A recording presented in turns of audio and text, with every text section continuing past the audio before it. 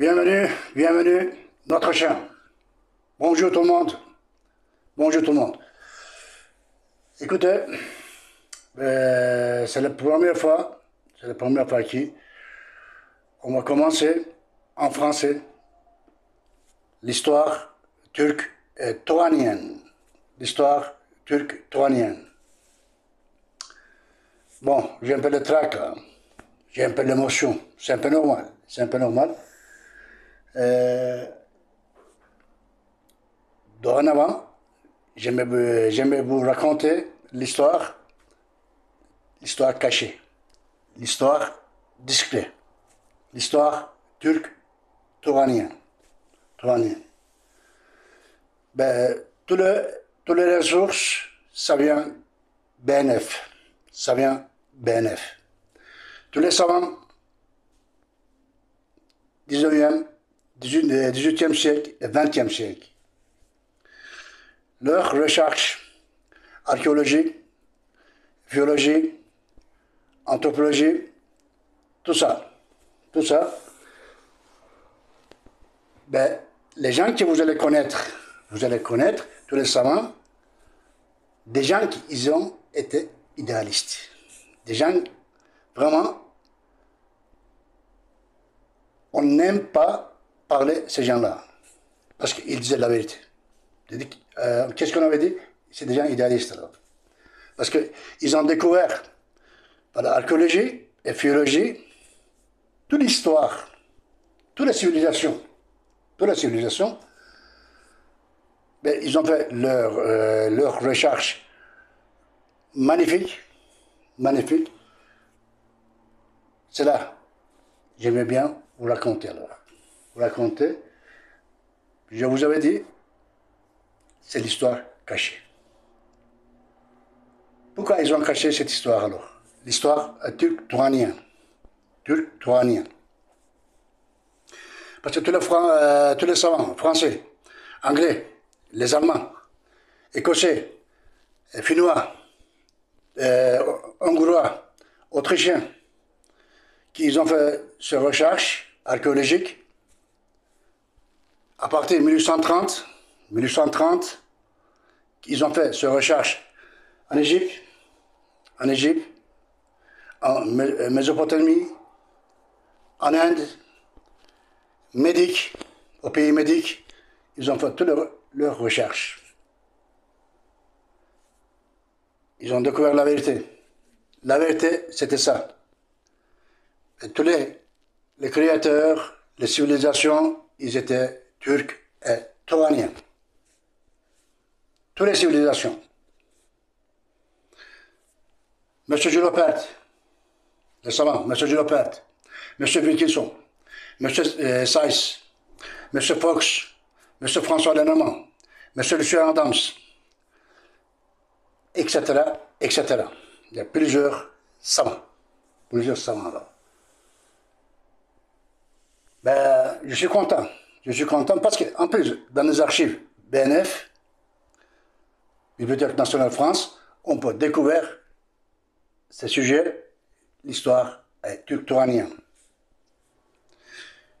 Il y a pas mal de œuvres. Je peux dire plus de 1 million, 2 millions, 3 millions. Tous les savants qu'ils ont écrit alors. Ils ont écrit. Vérité alors. Pourquoi ils ont écrit en français? À partir du XVIIIe siècle jusqu'en 1950, langue de diplomatie, monde entier, c'était français.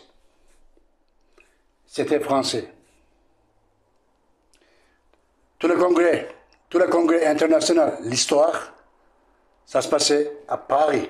Pour les conclusions, ça durait pendant 1 mois, 2 mois. Chaque année. Langue principale, c'était français. Presque pendant 3 siècles. Même plus, je crois. Jusqu'en 1950, on peut dire. Jusqu'en 1950. Voilà. Mais leur discussion sur l'histoire, Parce que chaque découverte d'archéologie, de philologie, ethnologie, anthropologie, tout ça, alors, ça apporte toujours une discussion dans les congrès internationaux, chaque année. Les conclusions, c'était toujours en français, monde entier alors, en français. C'est pour ça que la langue française, c'est très important. Parce que toutes les ressources, c'est ici. Tous les savants qui ont découvert ça. Pourquoi ils ont caché cette histoire turque et touranienne? Mais qui c'est ces gens-là? Qui c'est turc-touranien? C'est le Touran, turc-touranien. C'est quoi comme peuple? Écoutez, Iskit, Tartare, Iskit, Tartare, c'est le 1. Goths, les gothiques, les Celtes, Ostrogoths, Visigoths, Vandales, Roumi, de Romains, tous ces peuples, plus en Amérique, tous les continents américains, c'était touranien. Turc, touranien. Parce que touran, ça veut dire c'est turc alors. Les populations turques. Parce qu'ils ont dispersé le monde entier. Monde entier. Vous allez voir avec tous les ressources alors. Original. Parce que c'est tous les savants qui ont sorti. La vérité. Mais par contre, pourquoi ils ont caché, à partir de 1920, cette vérité alors? Turc-touranien. Pourquoi ils l'ont caché? À partir de 1920, pourquoi nous n'avons pas parlé turc-touranien alors? Pourtant, c'était découverte par les savants là. Ils ont mis dans l'archive. Mais pourquoi ils ont caché cette histoire? C'est pour ça, à l'âge de 10 ans, j'ai toujours cherché ça là. L'âge de 10 ans, j'ai toujours cherché ça là. 1976, je demandais, j'étais école secondaire. J'étais en Turquie alors, j'étais école secondaire. Je suis allé dans une synagogue, Safarat, 1976 alors. Je demandais un rabbin, c'est lui qui m'avait dit. Il m'a dit, tu vas trouver turc-touranien, parce que je lui ai demandé l'archive. Est-ce que vous avez une archive pour l'histoire turc-touranien? Il m'a dit, tu peux trouver l'histoire turc-touranien soit en latin, soit en français. Il m'avait dit, 1976. Il m'a dit, tu peux trouver la vérité, c'est là-bas.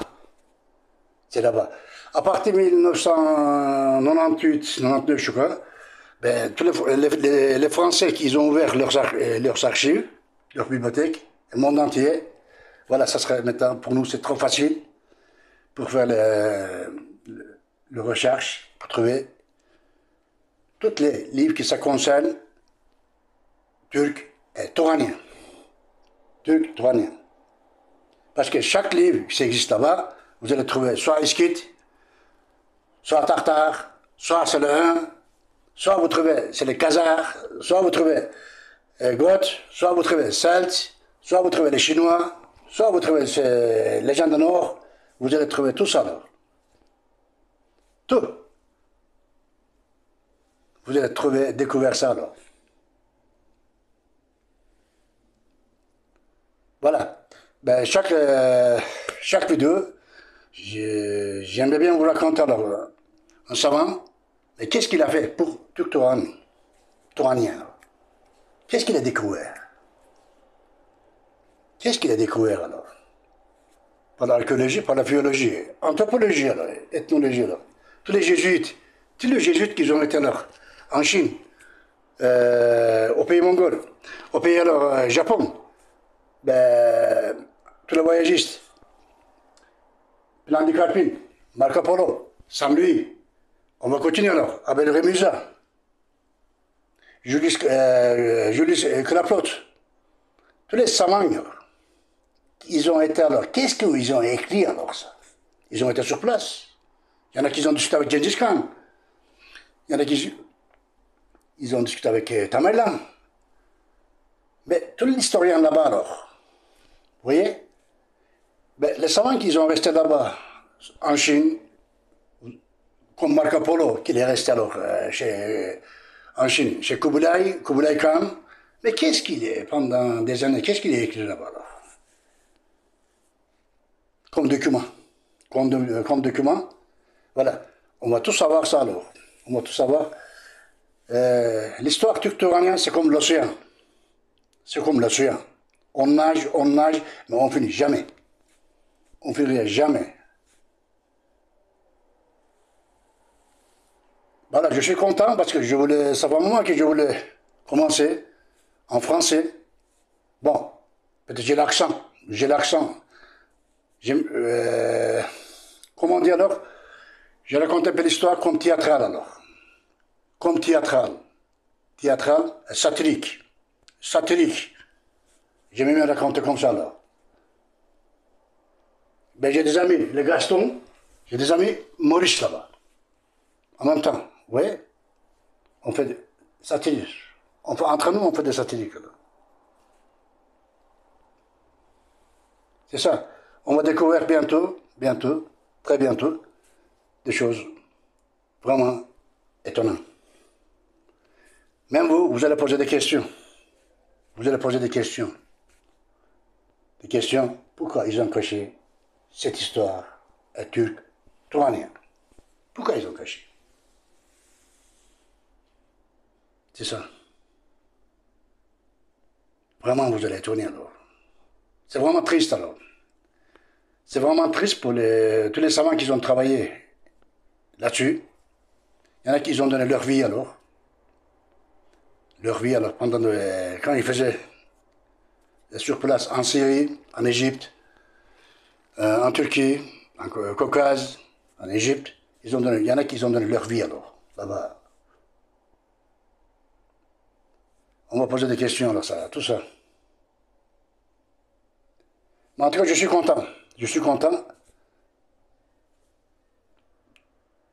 Vous connaissez, en même temps.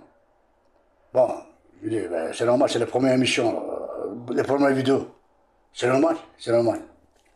Mais, l'histoire turco-iranienne, vous allez voir. Vous allez aimer. Parce que ça nous concerne le monde entier. Ça nous concerne turco-iranien, le monde entier. Alors. Ça concerne tout le monde. Tout le monde. Bon. Aujourd'hui, bon, c'était faire les connaissances. On a fait. Je vous remercie tout le monde. La prochaine vidéo, on va démarrer gentiment avec un savant. Qu'est-ce qu'il a fait? Voilà, vous avez découvert. En tout cas, je vous remercie beaucoup. Je vous dis à la prochaine vidéo. Merci beaucoup. Au revoir.